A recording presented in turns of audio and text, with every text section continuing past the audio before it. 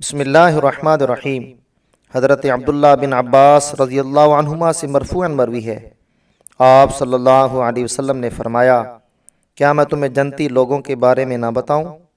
نبی جنت میں ہوگا، سچ بولنے والا جنت میں ہوگا، شہید جنت میں ہوگا، بچہ جنت میں ہوگا، وہ شخص جنت میں ہوگا جو شہر کے کسی کونے میں اپنے بھائی سے ملاقات صرف اللہ کے لیے کرتا ہے۔ تمہاری بیویاں بھی جنت میں ہوں گی جو اپنے شوہروں سے بہت زیادہ محبت کرنے والی، زیادہ بچے جننے والی اور بار بار شوہر کی طرف آنے والی ہوں گی۔